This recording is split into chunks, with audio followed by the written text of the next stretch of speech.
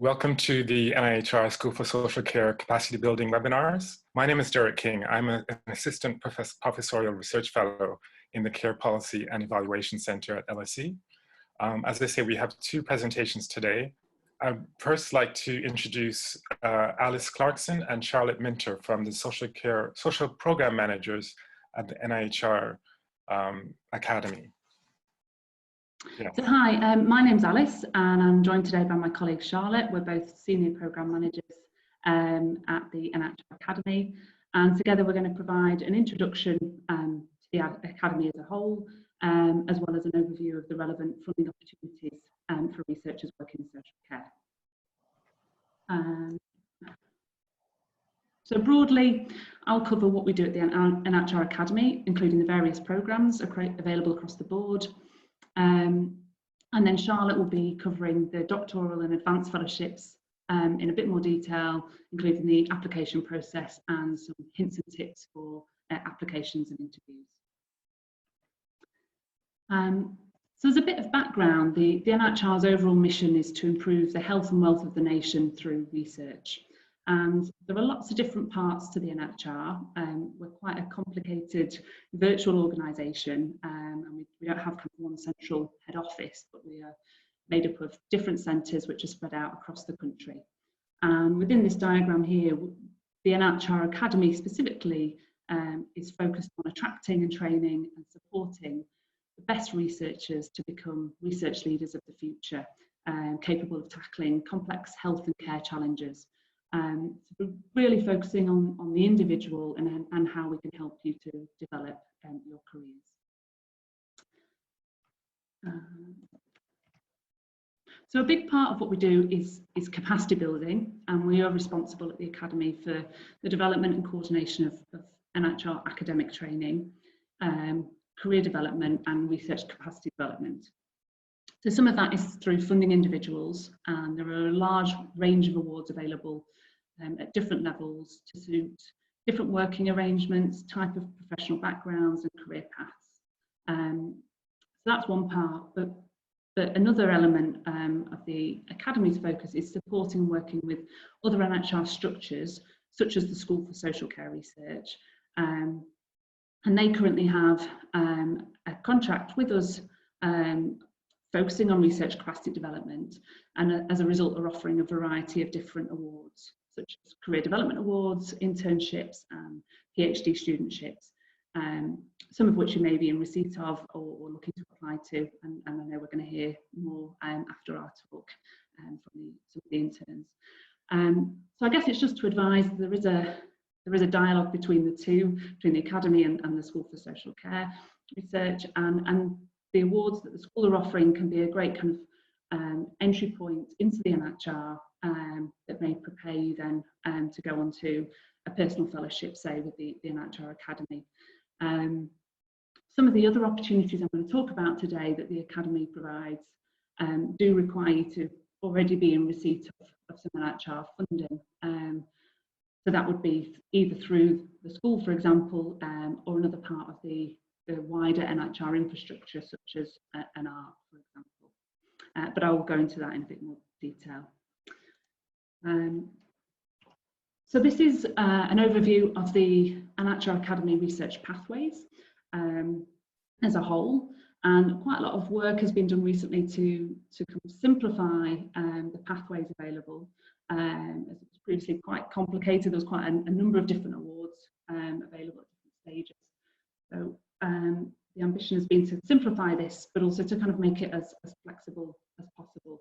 So we're going to cover the top band fellowships for all, and go into a bit more detail about some of these awards, and then also the research training for all, the bottom blue band pathway.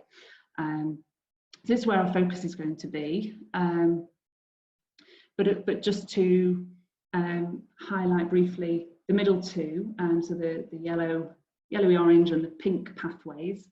We're not going to cover these today, but these focus on individuals who are developing clinical and academic careers simultaneously. So the yellow pathway is for doctors and dentists specifically, and then the pink pathway is for healthcare professionals. Now this does include registered social workers, so if this is something of interest and you would like to find out more about this particular programme, then we can put you in touch with the programme managers here at the Academy to talk you through that in a bit more detail. But we'll cover the kind of top and bottom bits today. So if I talk firstly about the research training for all at the bottom in blue, various parts of the NIHR have a remit for research capacity development. And these are the 3 NIHR schools: the School for Social Care, Primary Care and Public Health, the Applied Research Collaborations, Biomedical Research Centres, Patient Safety Translational Research Centres and Health Protection Research Units. And each of these parts of the NIHR are offering their own local opportunities. And if you're in receipt of an award through one of these parts of the NIHR, then we have a couple of opportunities that you may be eligible for. There is a criteria that you would need to fulfil, and that is that you're receiving a formal training career development award that has a training plan, and at least 25% of your funding is provided by the NIHR. I think the best port of call to check if you meet these criteria for the couple of awards I'm going to talk about is either to speak to the training lead at the school social care, so that would be Yvonne Burks. She works closely with a colleague, Mike Clark, so then they would be kind of the best people at the school to get in touch with, or to make an inquiry through to the Academy. So I'm just going to talk about the 2 awards, but happy to answer any further questions about eligibility later on.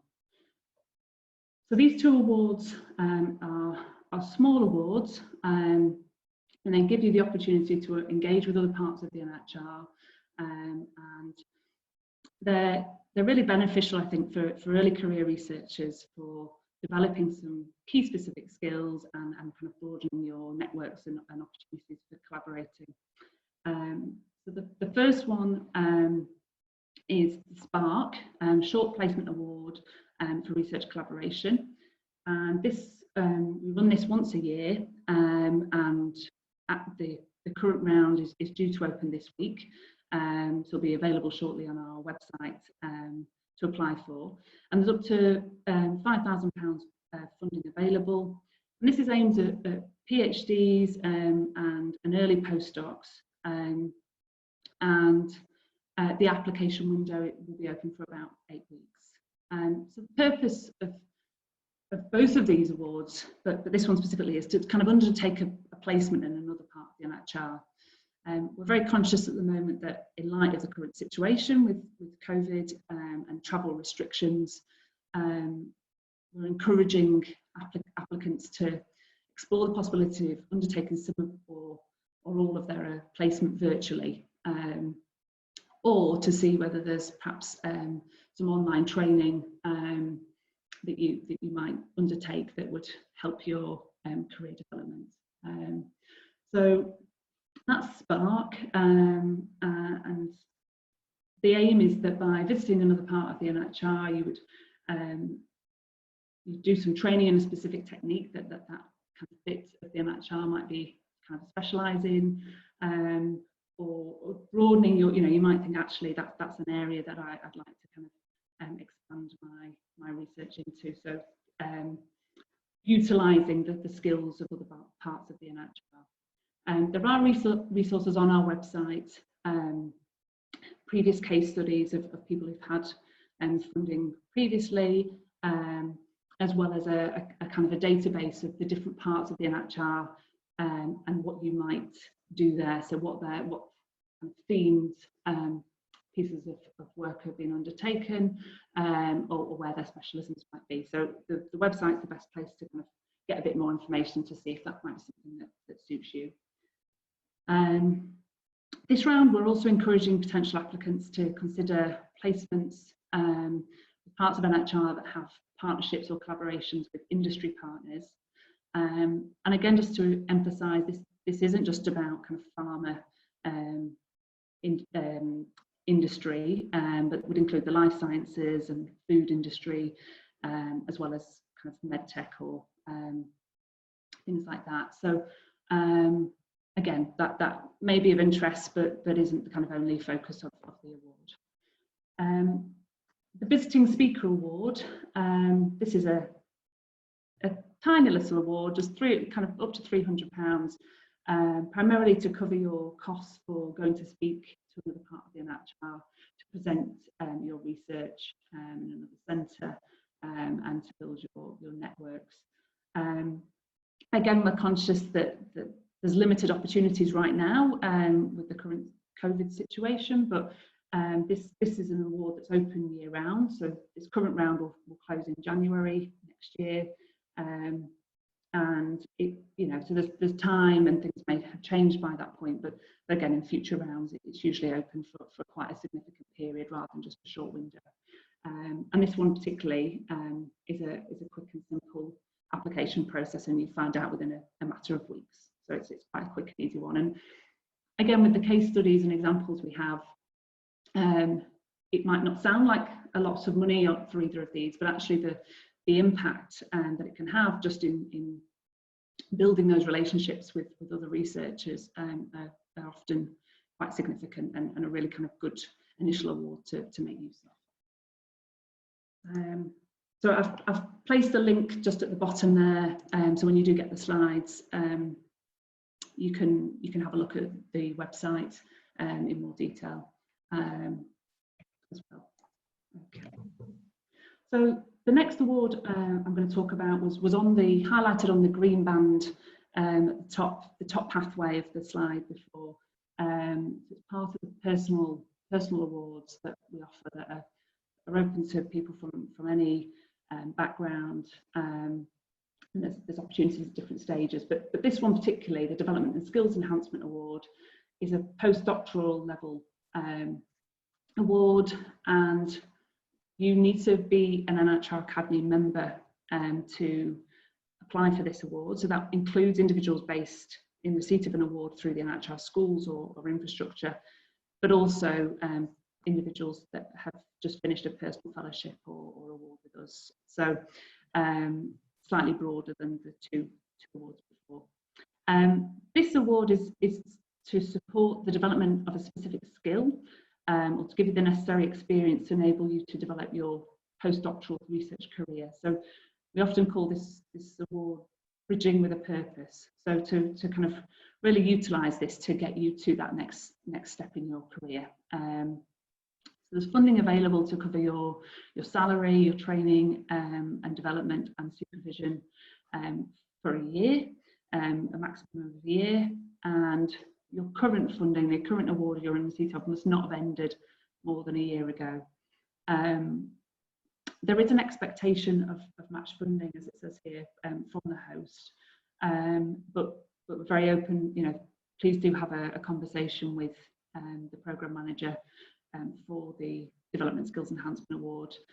If that's a barrier or would be quite challenging, that is very open to kind of having conversations about that.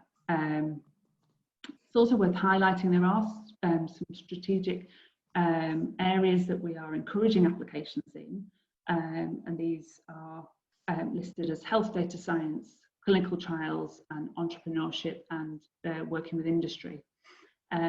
Again, these don't have these are particularly health focused, I guess, especially the first two.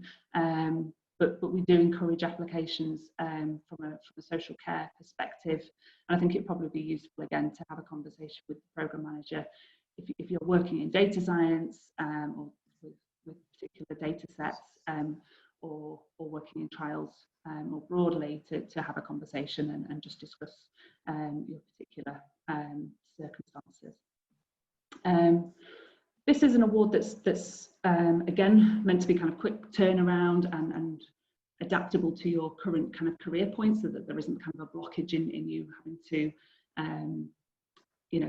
waiting for funding here before you can make that next step in your career. So There are 3 rounds per year, so pretty much as a round closes, there will be another one opening in a number of months, and funding decisions are also made quickly within a few months as well.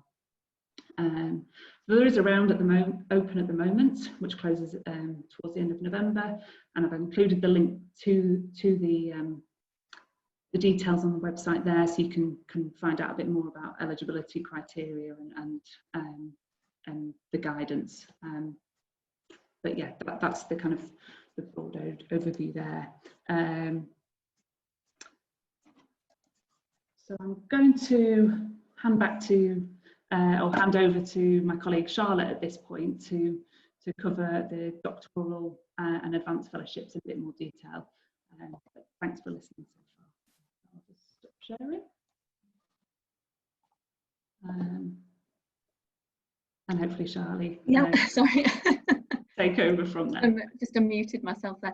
I'm going to remain anonymous, so to speak, just while I present, just because I struggle internet connection wise to do the slides and having the camera at the same time. So I'll return, so to suppose to speak, at the end of the presentation, if that's okay. So just sharing my screen, just bear with me. Okay, so no, just wanted to thank you for inviting myself and Alice today.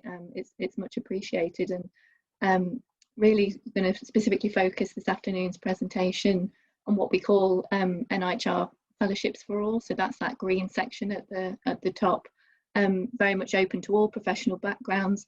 But most importantly, I wanted really to concentrate on providing some helpful hints and tips, as well as sort of really outlining some helpful advice from previous awardees and selection committee members and chairs of panels. That hopefully you will find really useful, and is often what people are really looking for in these types of presentations. So hopefully it's a useful presentation for you. So right, so as Alice has previously mentioned, the NIHR Academy provides training and career development funding across the whole research career pathway, right the way from that sort of initial pre-doctoral training right the way through to research professorships, and there's a clear dedicated pathway for all professionals interested in academic research. So I really want to focus on fellowships for all, mainly the doctoral fellowships and advanced fellowships, but I first of all wanted to very briefly look at the NIHR remit. So as you can see, all research funded by the NIHR as part of a training award that is managed by the NIHR Academy must fall within the remit that's outlined there. So that is early translational, clinical and applied health research and social care research. So I'm not going to go over every single minutiae of the remit there, because obviously it's quite a hefty slide, I'm afraid. This is very much available on the NIHR website, and in all of the award documentation in terms of the guidance notes. But if anybody, what we would definitely say is if anybody is unsure whether their research idea and project is within this remit, we're more than happy for you to get in contact with ourselves to discuss this over the phone or in email, because we'd hate for you to put in an application and spend a huge amount of time, you know, when unfortunately it may not be within remit. So they do always encourage you to get in touch with ourselves at the earliest opportunity to start those conversations. So if we start now with the, say, NIHR Fellowships for All, so these are very much personal awards. And if we start with the doctoral fellowship, so this is open to all professional backgrounds, and is a 3-year full-time award that supports individuals to undertake a PhD in an area of NIHR research. So as you can see there, it funds salary, PhD fees, research costs and training and development costs. And this fellowship can, they're more than happy for you to undertake this on a part-time basis. So anything from between 50% right the way up to 100% whole-time equivalent. And we really want that in order to, you know, for applicants really to provide that flexibility and support for award holders, rather than having to undertake it on a full-time basis. So there is that option available to you. There's also an option for clinical or social care practice applicants to include up to 20% clinical practice time as part of this fellowship. And that's really to ensure maintenance of your clinical practice competence, whilst also undertaking, obviously, the fellowship. And also, as you will see from the slide there, since October 2018, the NIHR Academy have introduced what we call NIHR Academy strategic themes and key priority areas that we really want to focus on. So we have, you'll see there, 4 themes at present, obviously including social care, public health, mental health, and health data science. And we are really actively encouraging applications in all 4 of those areas, as we really do obviously want to strengthen research capacity and capability in these key priority areas.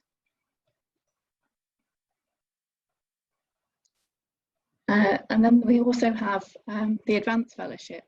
So this is also open to all professional backgrounds and aimed at anyone with a PhD who hasn't yet been awarded a chair, sort of a research professorship position.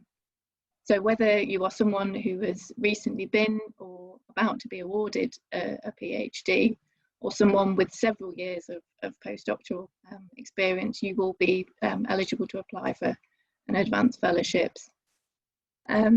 Applicants will need to state what they will need to say what they wish to use the advanced fellowship for, and the impact that it will have on their career if successful.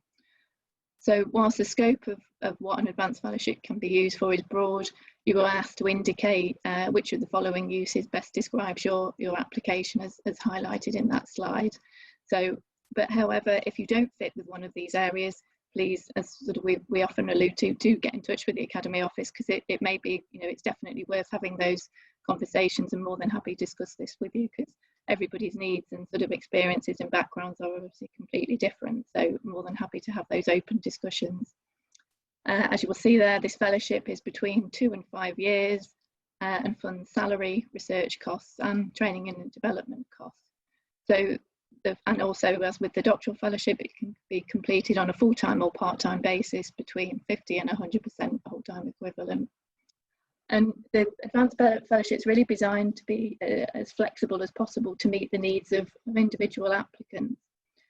But however, this means that you do need to really give careful thought around the amount of support and duration of the fellowship being requested. For example, if you are proposing you know, the longer period of time, for example, that 5-year advanced fellowship, you will really need to clearly justify this, and it will very much be sort of evidence-based and demonstrate the desired impact that this longer length of fellowship will have on your career trajectory. In addition, you also will need to say how the fellowship will be managed over the total duration of that award, taking into account, for example, for those longer awards, how your research and training plan will adapt to advances in the field, because as we all know, you know, what you start off at in 5 years' time may be very, you know, and especially obviously in this current landscape as well, things are rapidly changing. So you really do need to give some consideration in terms of making sure it's, you know, the longer fellowships are that you are going to sort of be able to adapt to advances in your field, and also making sure that suitable management and governance arrangements will be maintained over that duration of the award as well. You can be awarded up to 2 advanced fellowships sequentially. However, we wouldn't normally have this more than 8 years whole-time equivalent of funding. Applicants who are active clinicians, and we define that as being either a registered doctor, dentist, or non-medical clinician eligible to apply for the Integrated Clinical Academic Programme, or social workers, are able to request now up to 40% of their time to be dedicated to clinical service development and practice, which would be covered by the fellowship. And as you will see, both the doctoral fellowship and advanced fellowship slides, we do have 2 rounds per year for this. So there's always a round that opens in October and another round then that opens in April. And both rounds generally are open for about 2 to 3 months, depending on time frames, but at least 2 months they're always open for applications. So having sort of summarised briefly then the advanced fellowship and doctoral fellowship in terms of sort of what it sort of offers and what is available to you, we also have what we call NIHR charity partnership fellowships. So you may or may not be aware that from October 2018, the Academy announced that we'll be partnering with a number of leading UK medical research charities for the first time to offer what we call NIHR charity partnerships. And these are available sort of on a 50-50 basis between the NIHR and charity organisation. And we're delighted now to be partnering with 11 leading charities, including the Dunhill Medical Trust. So some of you may be aware of this charity and familiar with it because obviously very much focuses on the care and support of older people. And the charity and NIHR will definitely welcome applications from social care researchers. So it's definitely something to keep an eye out. But what we would say is a list, obviously, and especially also given the current climate with charity funding, etc. So things do change. So we would always advise you, if you are interested in one of these charity partnerships, to have to get to actually look at the NIHR website for whatever fellowship and round you're sort of interested in applying for, and looking at those guidance notes, because it will detail each of the charities and the type of fellowship we were partnering for, and sort of what they're sort of looking for there as well. So definitely, yeah, look at the guidance notes and get in touch with us at the Academy as well, just to make sure the charity is sort of partnering for whatever round and fellowship you're wanting to apply. And really the benefit of these partnerships is that, I'll say, they really enabled researchers to be part of an active and supportive research community. So really allowing you to build a relationship, not only obviously with yourselves, the NIHR, but also with the charity partner. So you can really gain a huge amount from having greater research exposure, benefiting from obviously attending events that the Academy offer, and sort of networking opportunities, but also similar events and opportunities that the charity offer. So it's really sort of a huge focus on increasing your exposure to the charity and NIHR as well. So something definitely we would encourage you to consider if that's something you're interested in. So I just now briefly wanted to summarise really what we would say is the main benefit of a fellowship before I go on to talk about the application and assessment process. So really, we often get asked, what is the difference between a fellowship and a research project grant? And we may be biased that obviously we're very much focused in on a fellowship and really the benefits of that. So it really is about developing you as an individual and a research leader. And they really provide an opportunity to undertake challenging research, but also uniquely include full salary support, allowing you to have that protected time to really concentrate on your research, as well as funding your research project costs. But what we would say most importantly is that it really provides support and the development of a bespoke training and development plan to meet your individual needs and career development. So that's really what the sort of unique selling point of a fellowship is. So I now just really want to go on and talk about the application and assessment process. So you may be aware that the NIHR has recently announced a number of new measures as part of its ongoing work to reduce levels of bureaucracy for UK researchers. So we've all been heavily involved in this over the summer months, really trying to reduce the bureaucracy that we know that a number of obviously researchers face, and really do want to try and minimise that. So as such, just to let you know, the doctoral fellowship and advanced fellowship application form and process will now be a single stage application form, and we'll be communicating all those changes to yourselves and potential applicants shortly. And we would definitely encourage you, due to obviously some of these changes, to get in touch with ourselves if you have any questions, and encourage you to really talk to us about this if anything's unclear as well. But I say this will be communicated with you shortly, but just to let you know that that's what's happening at the moment with the doctoral and advanced fellowship application.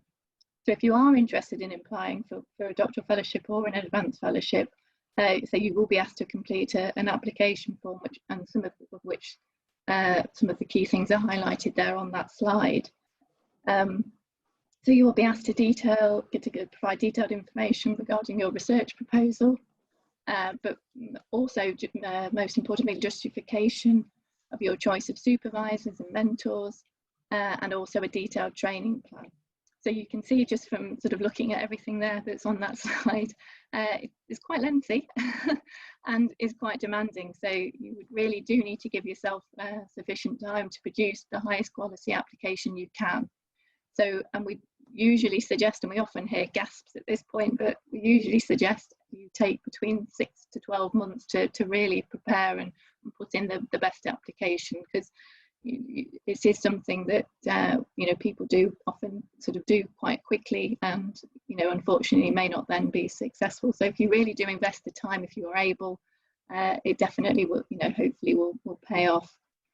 So really then moving on to the assessment process. So for all rounds of fellowship, so whether that be the doctoral fellowship or the advanced fellowship, the competition obviously has a launch date. And when it does launch, the competition is always open for, as I said previously, for a minimum of 2 months before obviously then the round closes. When the competition closes, the NIHR Academy then will obviously undertake eligibility and remit checking to make sure your application falls within the NIHR remit. And then following this review, all eligible applications then will undergo what we call shortlisting. So assessment then is undertaken by 3 individual NIHR selection committee members, and also includes an additional external peer review stage, but that's purely just for the advanced fellowship. So it isn't applicable to the doctoral fellowships. They just have that initial shortlisting stage. So following shortlisting and external peer review, if it is related to the advanced fellowship, all applicants then will be notified of the outcome, whether that be successful or unsuccessful, with all successful applicants then also at the same time being invited to attend an interview. So that's really the application process. And then really what hopefully I hope you find quite useful now is some hints and tips for applicants. And this is really taken from sort of advice that we've, you know, sort of ourselves have sort of been familiar with over the years, and also from selection committee members who will be assessing your application and interviewing you. So as we all know, unfortunately, securing funding to conduct applied health and social care research can be really challenging. So we would strongly encourage you to read the guidance notes thoroughly, and contact the NIHR Academy with any queries. That's what we're here for. And also do get in touch with the NIHR Research Design Service. I think you may have previously had a presentation. We're about to be having a webinar on the Research Design Service, but they really are a great source of support to health and social care researchers across England on all aspects of developing an application, including research design, research methods, identifying funding sources, and involving patients, service users, carers and the public in research. Their advice is free of charge, and there are RDS advisors in each of the regional centres across England. And definitely if you go on their website, you'll see which of the centres, depending on where you're based, you know, you should get in touch with.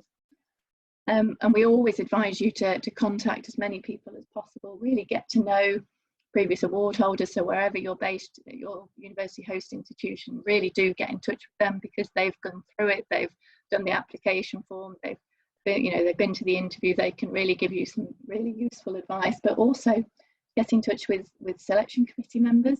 Yvonne Burke sits obviously on the doctoral fellowship committee, so do get in touch with Yvonne. I'm sure she'd be more than happy to provide some advice, and obviously Mike as well. And also get in touch with methodology experts as well as finance colleagues as well. So really talk to as many different people as possible, because everybody's advice and experience is worth sort of finding out about, to really get the most out of them before you sort of start thinking about your application.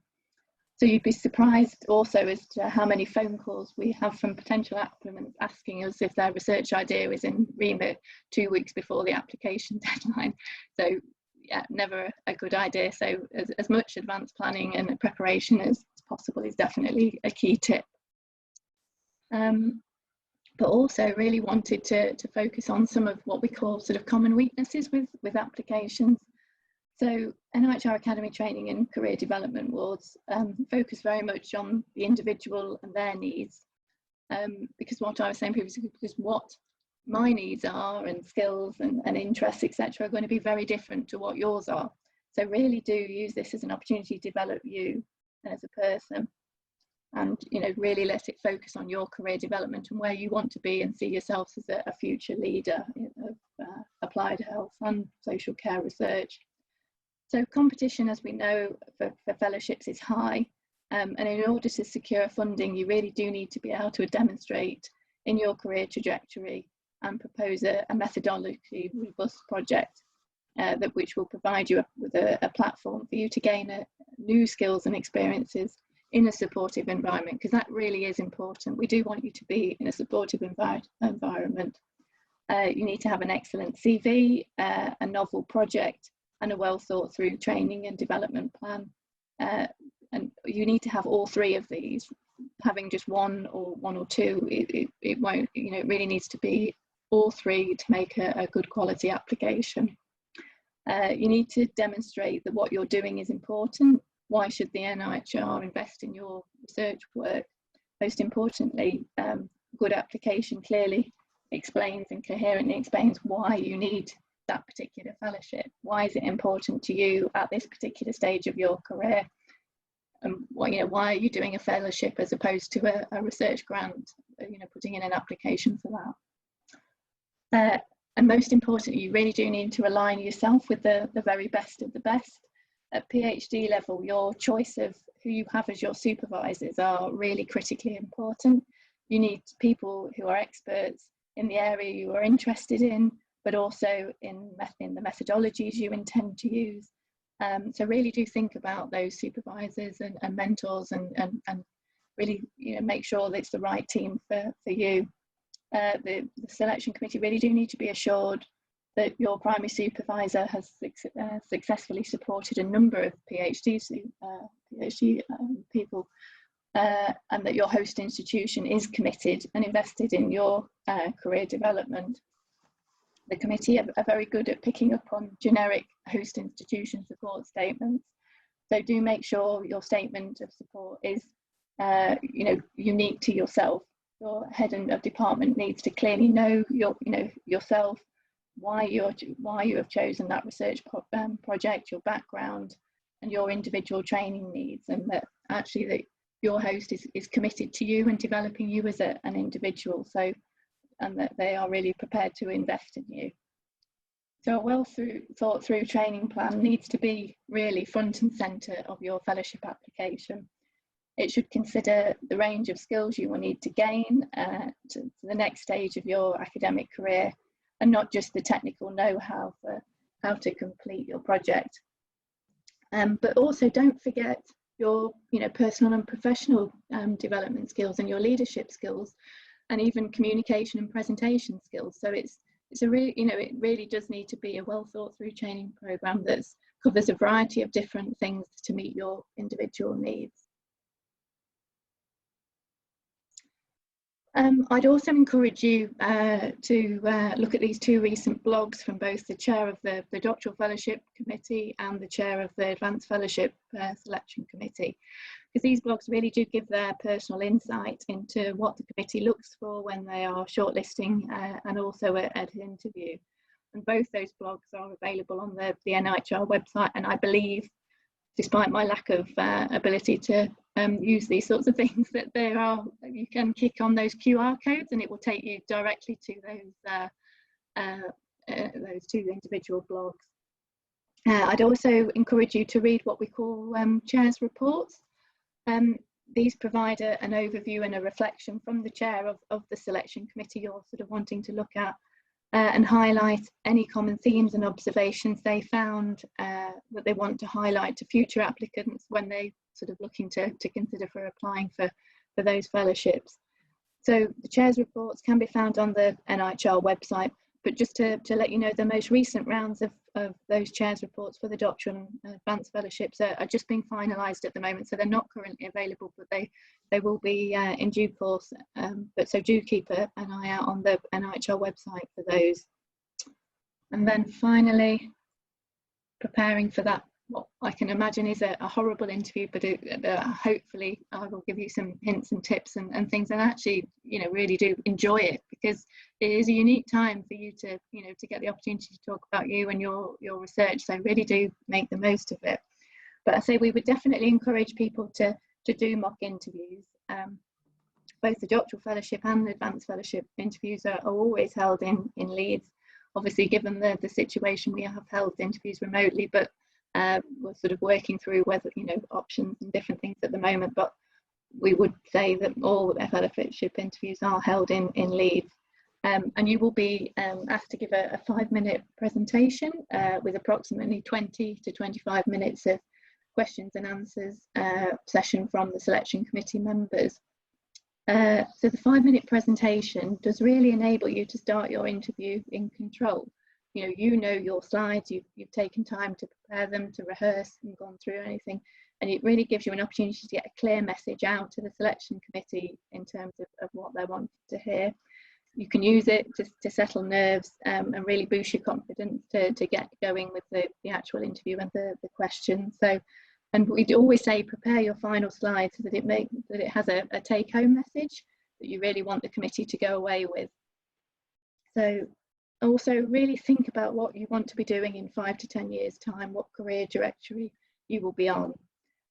Patients, service users and carers all sit on the fellowship interview panels as what we call obviously PPI members, but they are really skilled in obviously assessing applications and assessing researchers' commitments to patient PPI and research. Tokenistic patient and public involvement will really jeopardise your application, so it really does need to be well thought through and appropriate and meaningful.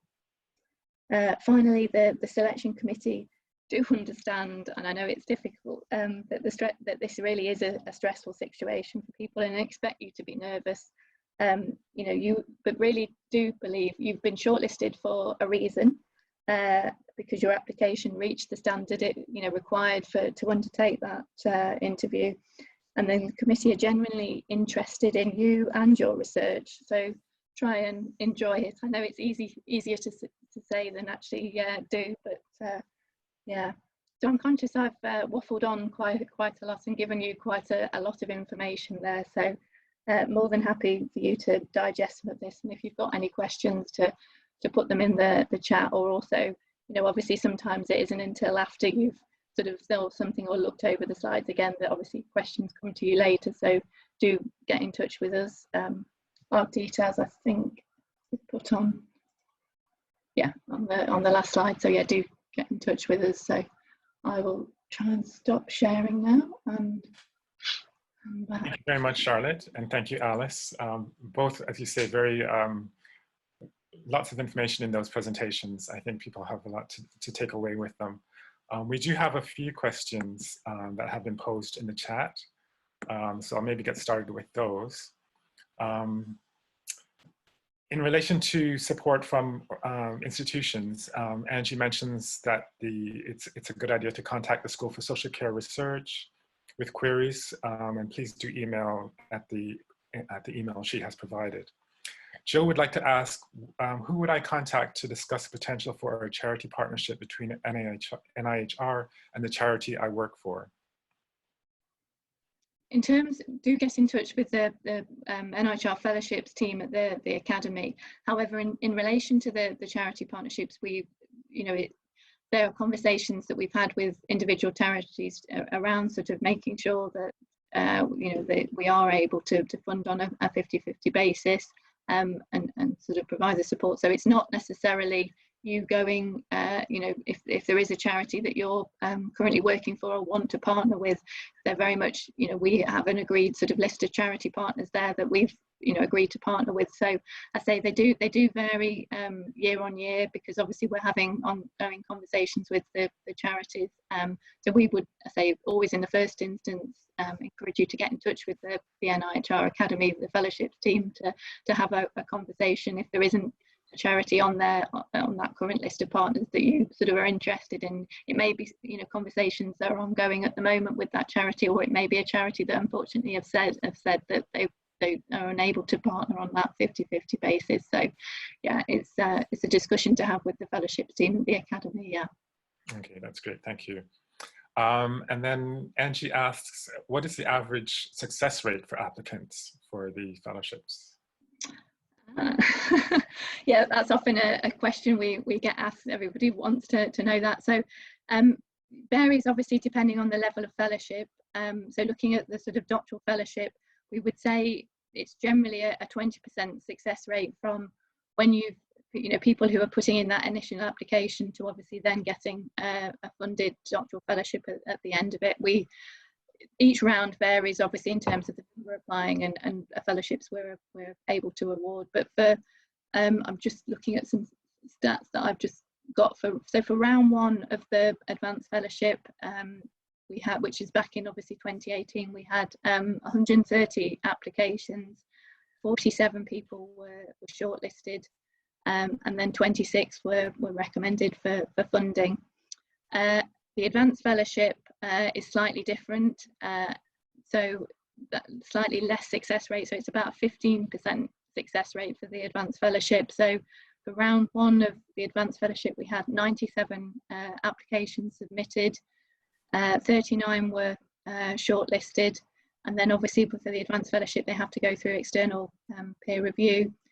So following that, then 28 were interviewed, and then 15 were recommended for funding. So yeah, so it's anything from sort of 15 to 20% success rate overall for the advanced fellowship and doctoral fellowship. Okay, that's great, thank you. And then we have a question from David Abbott. How much social care expertise is there on the decision-making panels? We do have a range. Say all sort of fellowship selection committees. All the details of the committees are available on the NIHR website, so it lists who the committee members are.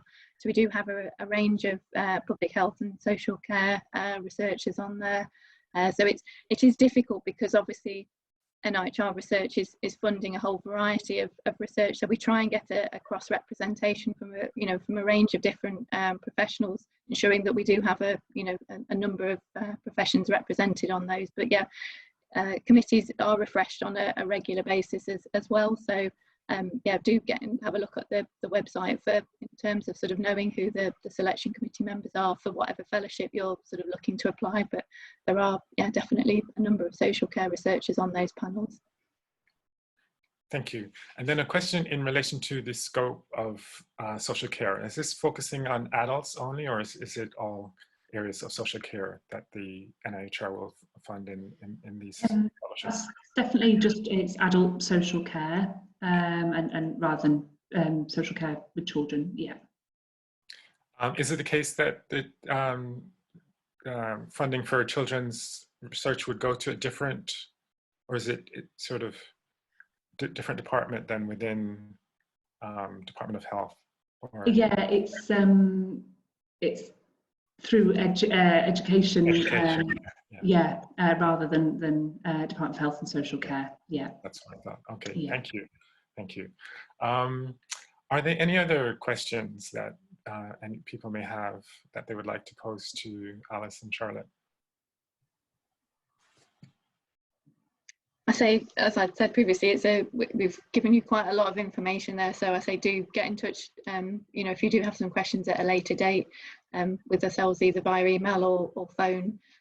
More than happy to take phone calls. As I say, it's often far easier to talk through things on the phone than it is via email. So yeah, don't feel put off to have a phone call. We're all more than happy to talk on the phone. So. Yeah, and I guess it might be easiest to kind of speak to one of us initially as we've kind of presented today, and then find the right person or team for you to speak to, because we work in one particular team, but there's a number of people in the fellowships, for example, fellowships team that we can pass you on to. Yeah. There's a comment Jill has made in the chat. Most children doctoral applications seem to go through the ESRC, which is very helpful. Thank you. Maybe a question I could pose in relation to, you mentioned in certain in certain of the fellowships that you have information available on the website in relation to previous funded or previous successful applications. And I wonder, is that something that's available for all the programs? And is it maybe the case that people find that more accessible than necessarily speaking to someone directly initially? Yeah, so all our current and previously funded, whether that be doctoral fellowships, advanced fellowships, or the NIHR fellowships, etc. So all our funded awards are available on the NIHR website. So you can really see the sort of a range of research topics that people have looked at and sort of get a feel for that. So definitely, yeah, I would encourage you to have a look on the website at that. Unfortunately, it isn't the easiest to navigate and find that information. So I'm more than happy to, after we end this, to put in a link to an email to Yvonne and Dave and Mike and David, and so that at least you can direct people to that. But yeah, that's all available for you to have a look at and really get a sense for. Yeah, that's great. Yeah, I think anything that's not been kind of directed to on our slides, and there's already a link there, and then we'll perhaps just put a couple of links together so they can go out with the slides. So you've got that to hand and you're not having to kind of navigate the website. Yeah. That's great. Are there any other questions from the participants? I see there's just a comment to say we all have a profile page. I guess I'm not quite sure what that means, but from Liz. Liz, do you want to? Yeah, just I'm one of the existing doctoral students, and each of us have a profile page, just kind of listing what our background is, what research we're doing, which university we're based at. So it was just to kind of respond to that question about accessing information about people who are already doing it. Yes, that's great. Thank you. Brilliant. And then actually another question occurs to me in terms of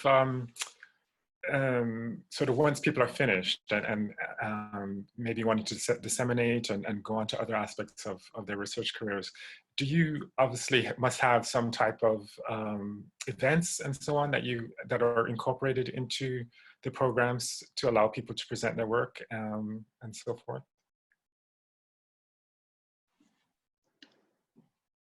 Sorry, go on. I was going to say, did you know more about this, or? In terms of sort of conferences that we hold where people would be able to present their research, not necessarily the NIHR Academy, but we do definitely link in with host institutions. So if they are running a research event, we do link in with them and sort of put some of our award holders in touch with people and things if there are opportunities. But it's something we're constantly sort of reviewing in terms of conferences we're organising, whether there is a need for people to for us to organise an event where we would encourage people to present their researches. There's a variety of different ways that we're sort of doing this at the moment. But yeah, if anybody has any suggestions or sort of things that they would like to see more of, or do get in touch with us, because we'd be more than happy to have conversations and sort of look at this. So definitely. Thank you. Well, if there are no other questions, it just leaves me to thank you again, Charlotte and Alice, for your presentation. That was very helpful, and hopefully you will have a few responses, maybe not overwhelming. Don't want you to be overwhelmed in the next few weeks, but hopefully you will have some interest and some take up of asking for information. So thanks again very much for your presentations and participation. Thank you. Thanks very much. It's been lovely to talk to you.